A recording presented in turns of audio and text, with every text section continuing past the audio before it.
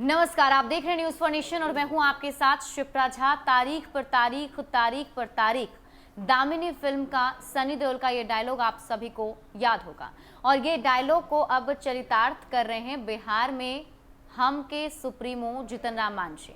वो इसलिए क्योंकि वो हर बार एक नई तारीख दे रहे हैं और तारीख जब कंप्लीट हो जा रही है तो उसके बाद उनका कोई फैसला भी सामने नहीं आ रहा है और तारीख पे तारीख देकर वो सभी को कंफ्यूज किए हुए हैं।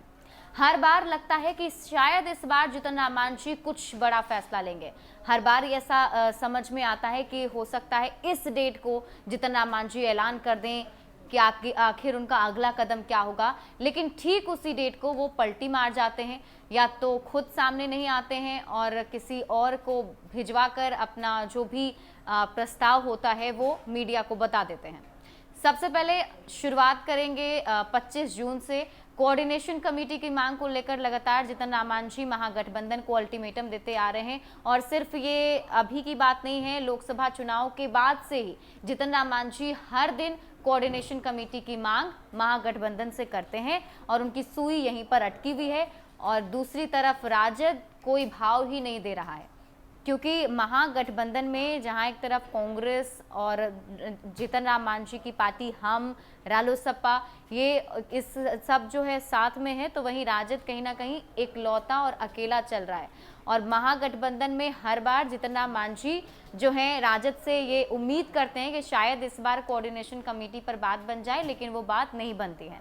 लास्ट अल्टीमेटम उन्होंने 25 जून का दिया था। उन्होंने बताया था कि अगर 25 जून को राजद की तरफ से या फिर महागठबंधन की तरफ से उन्हें नहीं बताया जाता है कि क्या कोऑर्डिनेशन कमेटी बनेगी या नहीं बनेगी, इस पर क्या फैसला होगा, तो वो 26 जून को एक बड़ा फैसला ले सकते हैं। सभी को इंतजार था। इनफैक्ट ज़्यादातर जितने मीडिया के सभी लोग बस ये इंतजार कर रहे थे कि कब जीतन राम मांझी ऐलान करेंगे। तो उस दिन पता चला कि जीतन राम मांझी आज कोई फैसला लेने वाले नहीं हैं, बल्कि वो अब इंतजार करेंगे। इसके बाद दिल्ली वो भी गए थे, वहां भी उन्होंने मुलाकात की थी। उसके बाद कांग्रेस ने कमान संभाली और कांग्रेस की तरफ से कहा गया कि महागठबंधन में डैमेज कंट्रोल करने की कोशिश की जा रही है, सबको मिल बैठकर बातचीत करने की कोशिश की जा रही है ताकि महागठबंधन एकजुट हो सके।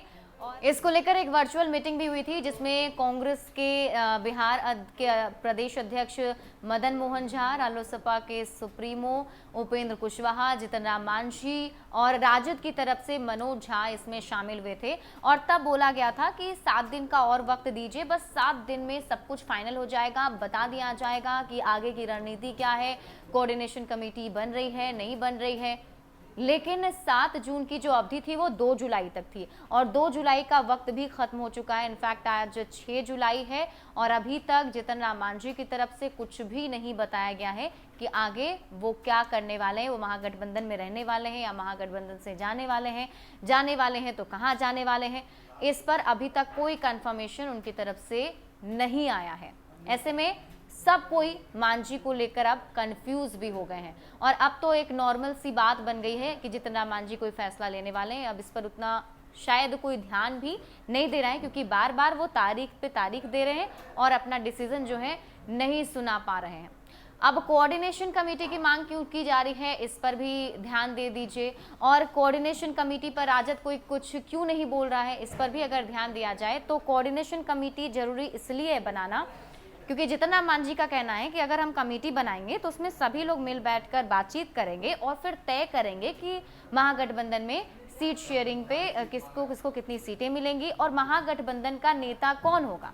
क्योंकि अभी तक महागठबंधन के जो अन्य घटक दल हैं वो लोग जो हैं तेजस्वी यादव पर भरोसा नहीं करते। तेजस्वी यादव उनको शायद सीएम फेस नहीं लगते हैं, इसीलिए वो लोग कोऑर्डिनेशन कमेटी की मांग करते हैं। और वहीं राजद ने पहले से ही प्रोजेक्ट कर दिया है कि तेजस्वी यादव भी हमारे सीएम होंगे, तो हो सकता है राजद इस वजह से कोऑर्डिनेशन कमेटी नहीं बनाना चाहता हो।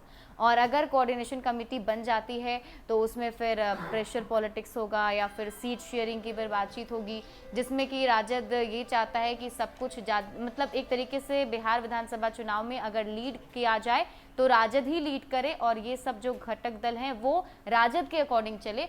तो हो सकता है कि ये दो ऐसी वजह है जिस वजह से कोऑर्डिनेशन कमेटी पर ध्यान नहीं दिया जा रहा है। लेकिन वहीं जितन राम मांझी की सुई अभी भी यहीं पर अटकी हुई है। अब देखना होगा कि वो तारीख कब आती है जब जितन राम मांझी कोई बड़ा फैसला लेते हैं। ज्यादा अपडेट के लिए आप जुड़े रहिए न्यूज़ फॉर नेशन के साथ। नमस्कार।